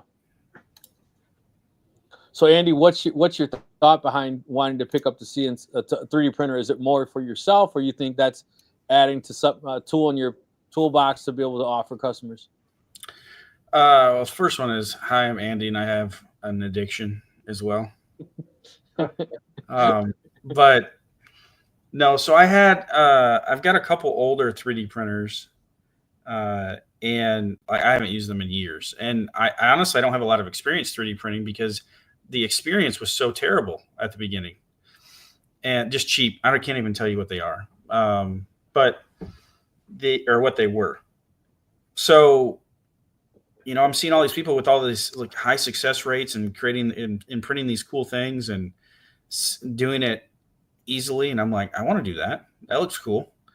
But another thing I want to do is like, it would be cool to print my son a frog. He would absolutely love it. Or just like, you know what I mean? Like just throw something in a 3D printer and bring it home. And he's at that age, he's 3.5 that, Yeah, my son's 4. I get it. Yeah, I get that for sure. Or create something that, with him and show him how it works. And then the other thing is like creating just small things around the shop. Like, oh, I could 3D print that, Yeah. Yeah, and I've run into that a lot. I'll see something that I needed. Well, actually, today I needed a hot end cover for my acrylic printer. That's why I found out about their high price. I thought, the hell with that. I just made one. Took me about an hour to print it. Actually, it took me longer to design it than it did to print it. Making with Maryland said, have any of you tried titanium dioxide? Titanium dioxide. Yes, I have. And what I do is I mix it with water and glue, Elmer's glue, and I just mix it. I don't measure it. I just mix it, and then I spray it on with a high volume, low pressure spray gun because I do a lot of tiles at once. That way I could stack them. The common way to use titanium dioxide is mix it with alcohol and spray it on. But what you have to be very careful thereof is you don't touch that surface because all that titanium dioxide is the powder that's just sitting there. If you get a strong breeze, it'll blow it off. That's why I mix it with the glue, and then to take that off, I just set it in the water for a few minutes, dissolves everything, and rinse it, and I'm good to go. And I use diode lasers on them. In fact, I did just happen to have one here. This was from a couple weeks ago. we did on the live stream where I made this tile on Nano Pro. Well, this was done with titanium dioxide and Elmer's glue. And after we did the demo with it a couple weeks ago, I just put it in the sink and ran water over it for a couple minutes, and there you got a coaster. Roger, you seem like you're the man today. A lot of questions on 3D printers. Johnny said, I have several 3D printers. Most are Creality. I think 5 of mine are. I have 2 longer, the longer LK5 and the LK4X. I have 2 King Room KP3Ss and the Bamboo X1 Carbon.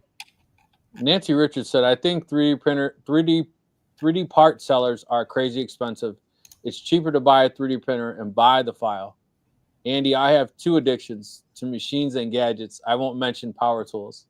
Yep. If DeWalt makes it, I own it.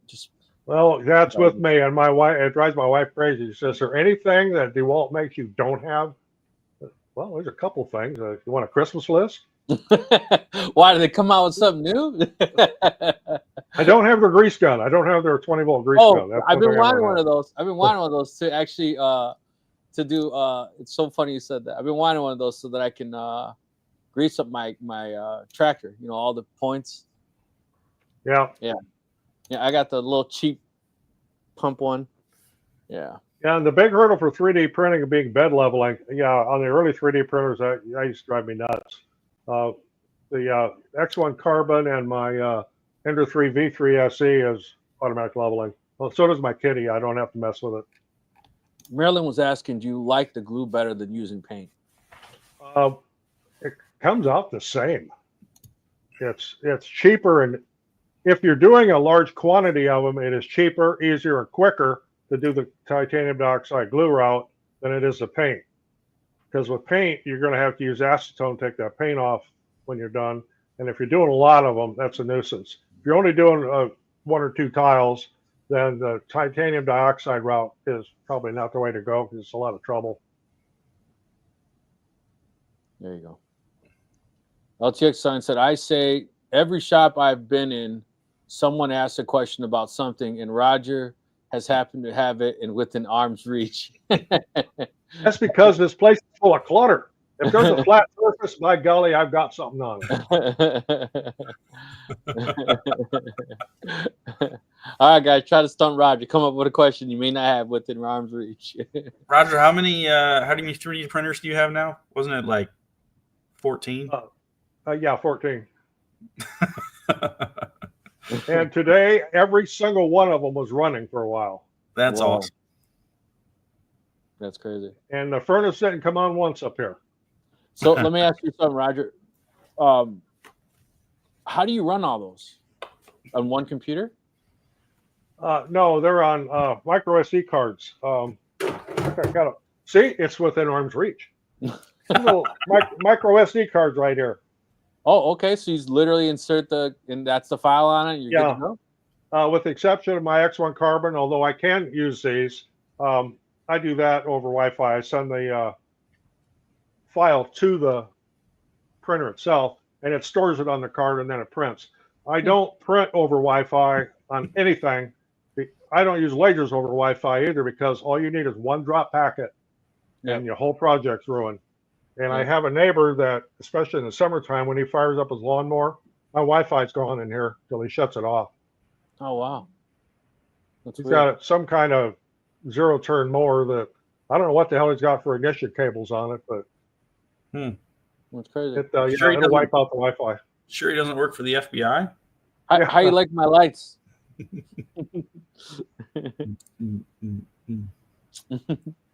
Yeah, there's nothing wrong with having a Christmas list. It's all power tools. Yeah, there you go. In fact, our daughter wants a miniature table saw for Christmas. Miniature table saw, I love it. And she's 50, but she does a lot of craft things. She specializes in making decorative wreaths, and she doesn't want a great big table saw. She wants one of the little ones with the 3-inch blade you can cut little bitty stuff on. Yeah, that's probably what she's going to get. Daniel said, I have woodworking tools, lasers, sublimation equipment, 3D printers, and ADHD. Welcome to the club. Yeah. Yeah, I have DTF printers, DTG printers, sublimation printers too. Yeah, so I'm with you on there. Yeah. Hi, my name is Rick, and I have the addiction. Yeah.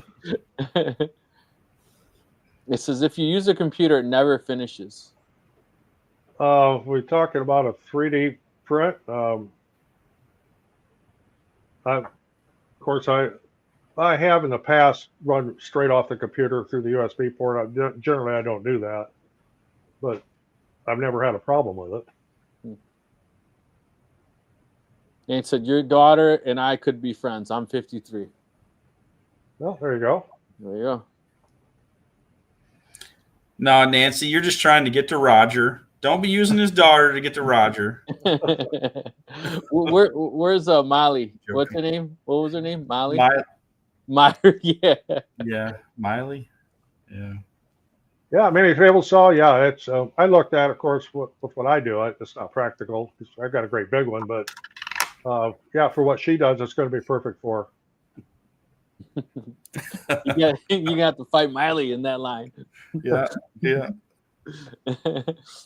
That's so funny. Yeah. I definitely didn't think that account was a man at first.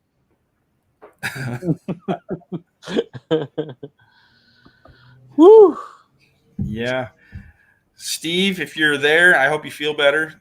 I was going to say it's no fun being sick on Thanksgiving, but he's Canadian. So, Well, his Thanksgiving was last month. yeah. There is a Canadian Thanksgiving. It's in October. Yeah. Okay. Yeah. So he doesn't care about our American holidays. Yeah. They sing Kumbaya and they hug trees. Just kidding. Says those contractor table saws will rack and pin your face pretty quick. I still love my DeWalt contractor table saw. I have one of those as well, and it folds up, and I can roll it around, and yeah, it's a nice little table saw.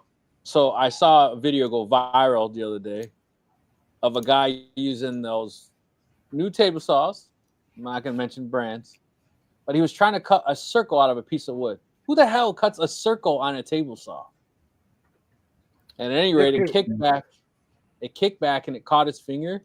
And in the video, you see him go, and it like just grazed him. But that was it. You know, and they said that sometimes that safety makes stupidity, and what that means is you get too brave. You shouldn't be doing shit like that on the table. Yeah. Yeah. Yeah. You see people use like a jig where they're cutting the circle. It's like they have a board in it. Yeah, you got a center pivot point, and yeah, I've seen them do it. And he was holding it. He was holding it. Yeah, and turning it, and it just on that center pivot point. The same thing happens. Is the blade? It depends how you're holding it, right? That blade will literally spin that thing around and spin your hands right into the blade. It'll pull you in. So don't cut circles. Buy a CNC. Or get out the jigsaw. Get a jigsaw. Right. I tell you what, even using my router table, I was first took my time at first because it's okay to respect tools. You don't want to fear them. You want to know how to use them, but it's okay to respect them. Like that router table, you get your finger in that router table, your finger's gone. Yeah. Especially with a bigger bit. Like I bought one of those big half-inch. I think it was half-inch. Yeah. Compression, compression flush trim bits. Mm-hmm. And that thing was scary. I used it once and I said, nope. I gave it away. I paid $100 for that router bit and I just gave it away. I said, just take it. I said, I can't do it. Yeah. Yeah, I bought that 3-inch drill bit for the drill press, and I saw a video later of a guy. He was holding a piece of 2x4, and he was doing it, and boom, it caught right here on his thumb. And I was like, man, I just used 2 C-clamps. I clamped it down. I ended up buying a Y and a Z-axis, and I know you could say buy a CNC, but I bought that so at least I can line it up. I got to bolt it in place because the Harbor Freight Special, it has an X and it seems like everyone else has a different pattern. And even the stupid one they sell for the drill presses don't line up. So I'm just gonna have to make some holes. But yeah, definitely use jigs or use braces whenever you can to get your fingers out of harm's way. A lot of people don't understand. You can get hurt pretty good on a drill press too. Yeah. Especially if you got long hair. Yeah. Back when I was in shop class in high school, I used to put my hair in a ponytail. Yes, I used to have hair. I put my hair in a ponytail and put it inside my shirt. Because I heard about some guy getting his hair caught in the spindle and yanked a big chunk out of his scalp. So yeah, that ain't gonna happen. Daniel said, I use a router for a circle and jigs for precise cutting. Exactly. Jig. Yep. That's a good way. Yeah. Johnny says, can you make a wedge with the CNC using the carbide crete? So carbide creates software. People aren't familiar. You should be able to do it in any, right? Like as long as you cut it from the side profile, you can cut a wedge that way. You know, if you're thinking top down, like looking down and you're creating like basically a right triangle, that'll create you a wedge. What are you talking about? What's a wedge? Like a doorstop. Like a doorstop shape. Oh, okay, I got you. Yeah, so basically like two legs, a right triangle. Aldridge Custom Craft said, standing next to a 2.5-inch flattened bit is a bit scary too. Yeah. Whoa. Hear that bad boy working? Daniel said, never use a flywheel cutter. There's a better way. Yeah. Think too thin. Yeah. Fingers are handy to have. Yeah. Well, I think he's talking about the wedge. Yeah, so the thickness of your wood is going to determine the thickness of your girth. Yeah, you can always cut multiples and glue them together. Other than that, your only other way is to do a like a 3D toolpath and machine something that way. So you would actually machine the incline. That would take a while, but it's possible. We got enough Z height. You could do it this direction. Yeah. Yep. I've been seeing more and more people join our Facebook group and sharing a lot of amazing things. So if you made it this far in the live, there's a lot of people still in the live, and you're not already part of our Facebook group, I would suggest that you join and brag. Let's just see some of the things you've made. Very, very cool. I've been amazed on some of the. You know what's funny too is that it's like we're getting to know our audience, right? And it's the same people. I wouldn't say the same people all the time, but we do have a consistent, I'd say 50 people who show up all the time. And when they show up in the chat, you're like, oh, that's so-and-so. But then when they show up on Facebook and you're actually seeing the works they're doing, it just takes it to a whole other level, just wow, you know? So get some bragging rights, post up some stuff that you made. Man, I think it's awesome, phenomenal, the things that people have been sharing lately. So, Roger, I haven't seen you share any of your projects. You have to share something, post something up. Oh, yeah, I guess I probably need to do that. But yeah, most of the things I make are, I just did a bunch of personalized Christmas ornaments with photographs on them. Of course, I can't show that because it's other people's families, and right. I don't think they'd like that. But yeah, I'll have to come up with something that. I did do a video on how to make those ornaments. Post it up. Post it up. Post it up in the group. Yeah, I could do that. Yeah, post it in the group. I released a video today that I thought about posting in the group, but I never got around to it. I made a project. Did anybody see my Santa Claus, my light up Santa Claus project? I did not.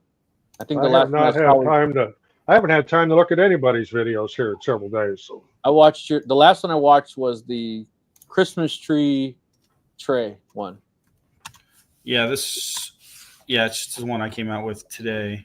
Yeah, post it in the group. In the Facebook group? Yeah. Cool. Check it out. Yeah, I really like this project. So it was actually it's a partnership video with Vectric, where they basically challenged me to make a project for the community. So if you have Vectric software, it's a free file, and you can download it and make it. I wish it's actually, my wife already took it. Anything that I make, my wife takes. Nice. So, but I will. You mean she stages it? Yeah, she stages it, right? She's staging it all right in her own house. Exactly. I'm in the Facebook group. I'm dropping a link here to the video. LTX Design said he watched it earlier. Sweet. Yeah, people are saying put it in the group and they'll watch it later tonight. Cool. Dropping it right now.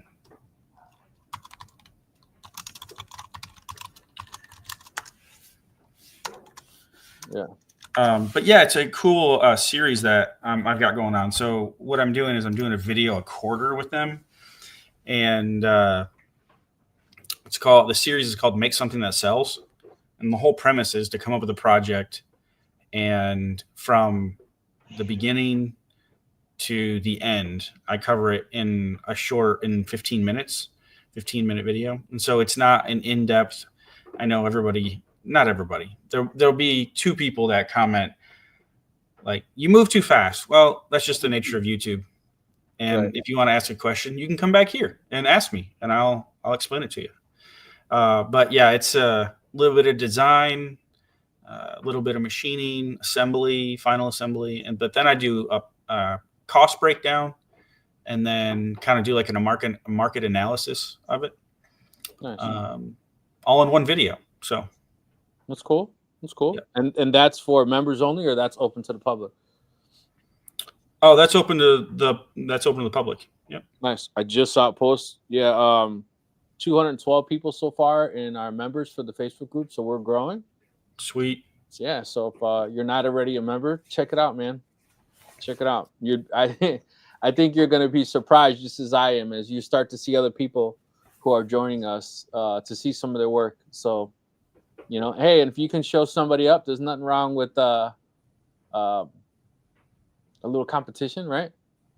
Nothing wrong with a little competition. Yeah. So, that just gives somebody motivation to, do their thing. That's all. I appreciate everybody. I'm seeing all these comments that you watched earlier. I appreciate you watching the video. Yeah. Cool. Let me know what you think. Honestly, like I really want feedback on the project so I can make them even better. So if you have anything in mind, let me know. Like what you thought about it, what you liked about it, what you didn't like.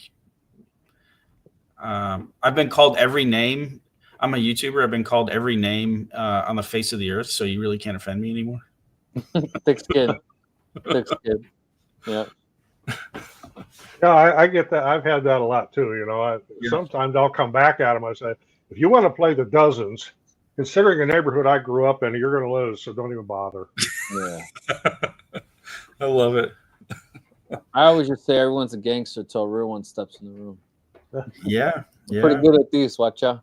Yeah. I'm just warning you. Yeah. I mean, and people say anything behind a keyboard, Yeah. They're real tough on a screen. So I posted a completely off-topic video this last week about luggage tags, and here's a blank one.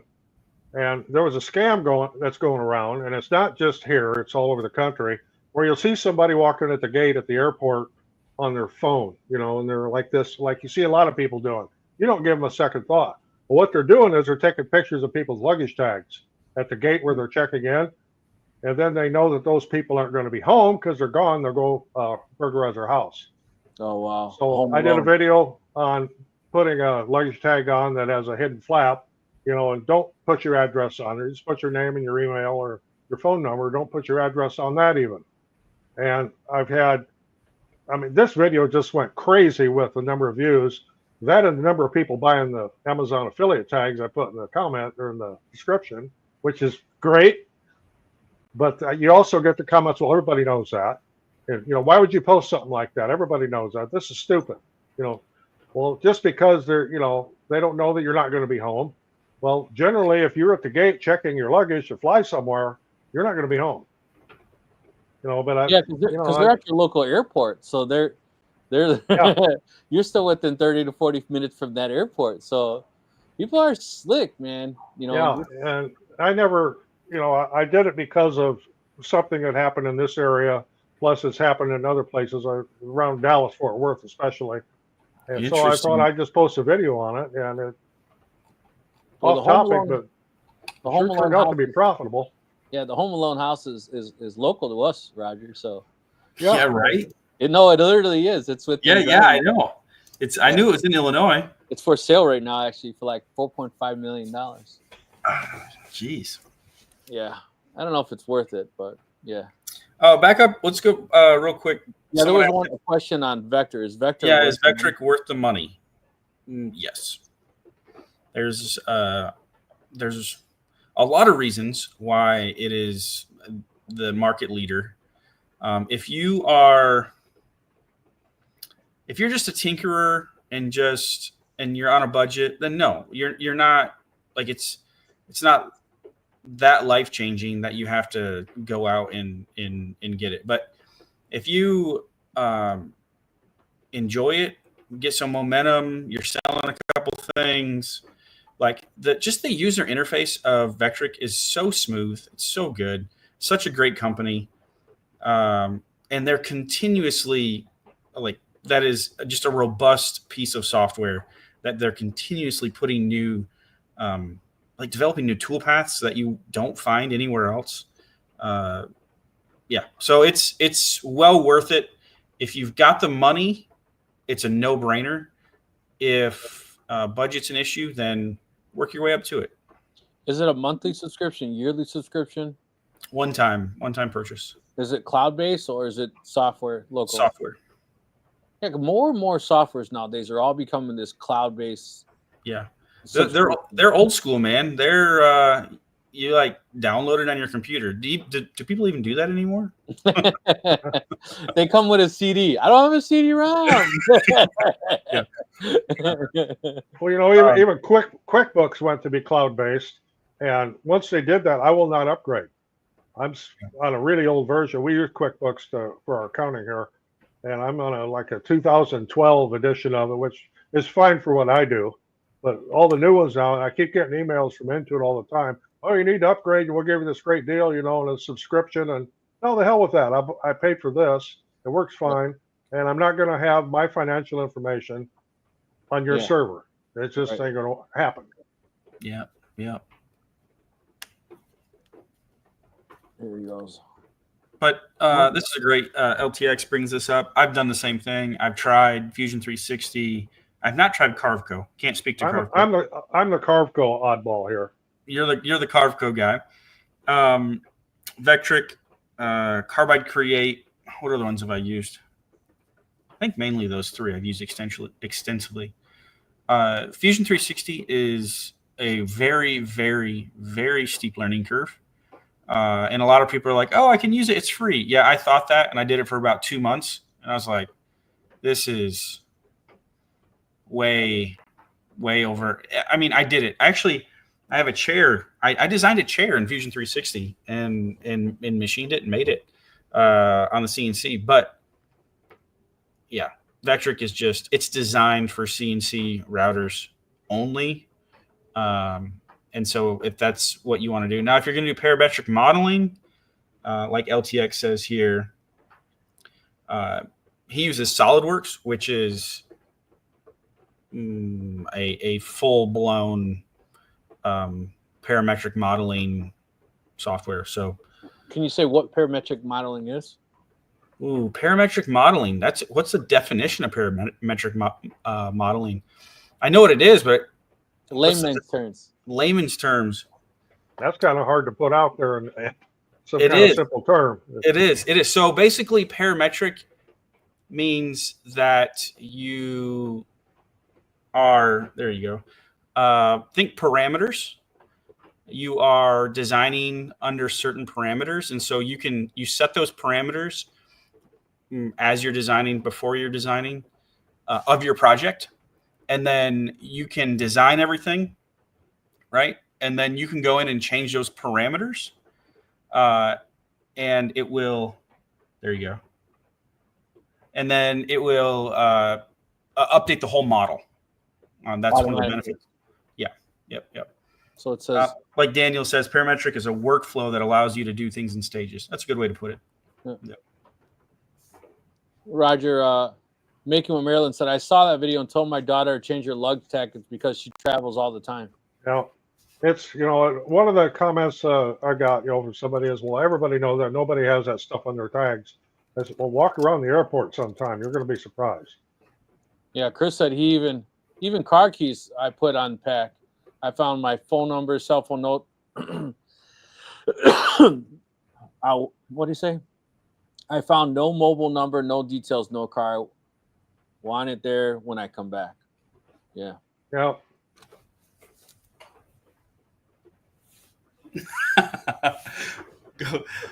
Chris down below, he just wrote, it's easier to describe what love is than describe parametric modeling. Yeah. That one's tough. So I just asked Google. It says parametric modeling is a design method that uses parameters or rules to create and modify a 3D model. There you go. So I was pretty close. I was pretty close. There you go. You challenged me on that one. I was like, man, how do I describe this? Like, yeah. So Daniel said you can go back and change one dimension to have the entire project update. Yeah, which is really nice. So that keeps from like having, like, let's say you're making a table and you wanted to change the leg size. Like you got done the whole thing and maybe a customer came to you and says, I want a 40-inch table height instead of a 36. This is a simple example.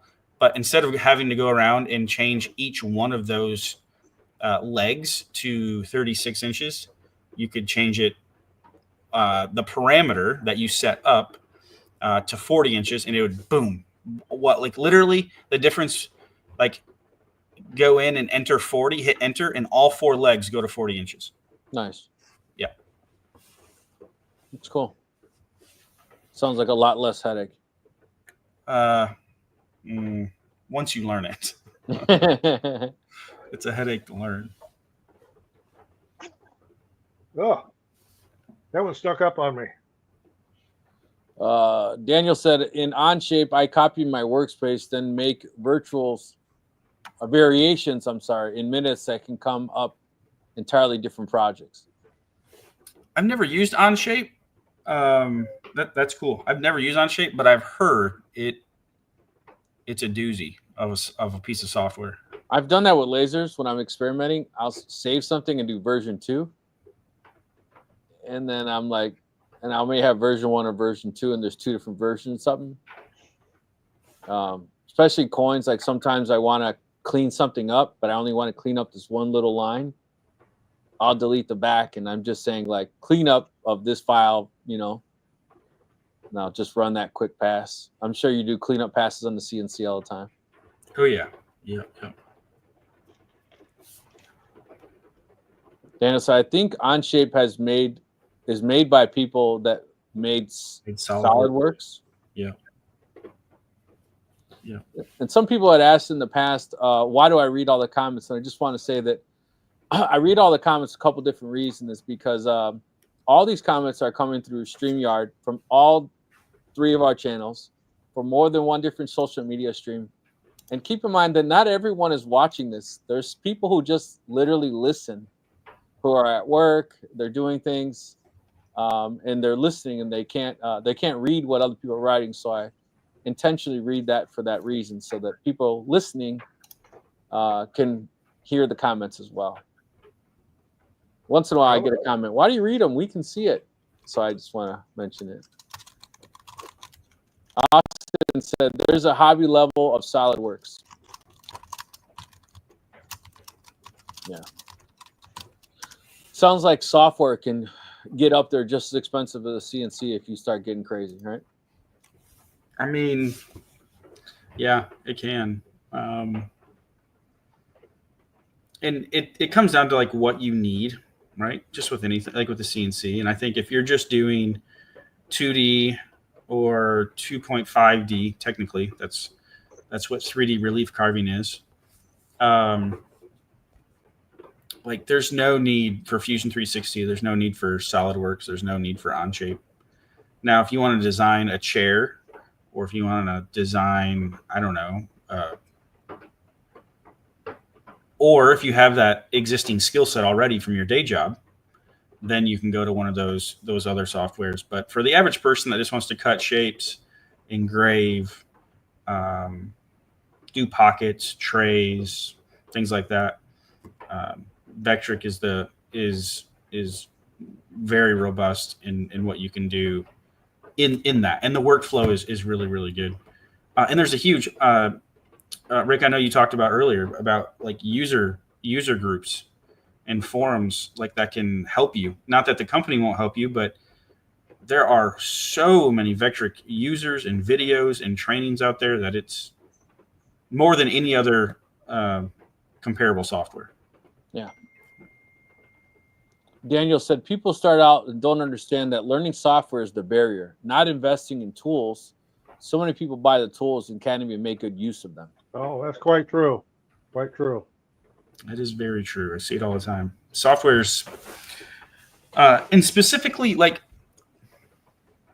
okay, so if you think, I was talking to a friend the other day that, I know we're close to you wrapping up, but quick story. I was talking to a friend the other day that had no idea has never used a CNC, doesn't know anything about it. So I was explaining that he was curious about the workflow, like how do you do this, right? And so I was like, well, there's a lot of ways you can enter into this workflow, but the workflow generally goes, you start with a raster image, like a PNG or a JPEG or something along those lines. You have to create vectors from that image, right? And then you have to set up toolpaths on those using those vectors. And then you have to export that G code with your post processor in your software and import it into your CAM software, which is what controls your software, which reads the G code and controls your CNC. And that's not including the CNC mechanics of zeroing your machine, work holding, zeroing your bit, homing your machine, all those different things. So of that whole process, the most difficult part to learn, and really the only part you can learn through experience, whether your own screw ups or someone else's via videos, but really your own screw ups, is setting up toolpaths. That is the most difficult part, because that's where the mechanics are happening of like that bit, like physically moving around and carving out. That's where feeds and speeds come in. That's where, different types of toolpaths come in, different types of bits. There's so many variations that really building experience is the only way to get comfortable with that. The whole rest of the process you can probably learn pretty easily sitting at a computer, right? But so yeah, that is the learning curve right there with CNC, is toolpaths. What the heck? How do I get the machine to do that? Does that make sense? And that's where someone can't watch your video and go, what speed did you cut that at? Right? Yeah. There's a lot of variables. You just can't answer that question. So back to this project right here. Like, I like how that do I get a machine to do this? Right? Like, how do I get it to make like that pocket right here, these, ridges, this shape, and that's all done by a set of vectors and certain toolpaths. So cool. So that is with CNC and the barrier to entry, that's what you're learning how to do. Now, the cool thing is there's a lot of workarounds around that. People have files out there. People have set up toolpaths for you. That's the really cool thing I like about Vectric is they have a lot of free community projects with the toolpaths already set up. Nice. And so it's a good way to learn, like get in there and learn how I set up my tool paths. Like that is a great visual, right? Oh, that he set that up, that pocketing tool path to pocket this area. I'm going to look at the simulation and it's going to do this. Like that is a fantastic way to learn. And eventually you don't have to jump in and do it all on your own at first, but that's what you're working towards. Yes, it'd be good to know how to do it so you can edit your own files, right?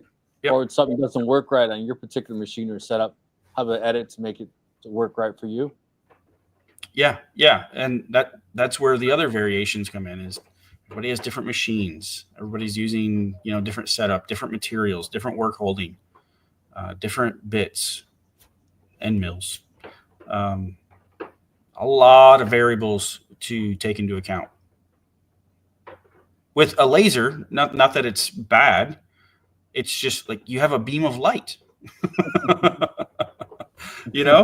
and it's blinded by the light. Like, how fast do I want this light to go? How powerful do I want it to shine? Like, there's a lot more variables with a CNC. Yeah, definitely, I can see it. Yep. Well, looks like we're at time. Again, I just want to thank everyone who was able to join us with this live. And thank you for sharing some time with me today. What I was most thankful for today. And I want to say anyone who is actively serving, anyone whose family is serving, who's not home with their family, God bless them and keep them safe. And my thoughts and prayers with them as they serve our country. Is there anything you guys want to say and close up? No, other than you'll see me next week from Playa del Carmen, Mexico, where it'll be nice and warm. Yeah, Roger's heading south again. No, I just reiterate that. I think too, it's important to remember that the holidays can be a tough time for people, and whether it's the first Thanksgiving, missing loved ones or something like that. But just know that we got a community of people here that care for you, and we'll see you next Wednesday. We'll do this again. Sounds good. Thank you, everyone. Cool. Yeah, we'll see you next week. All right. See ya.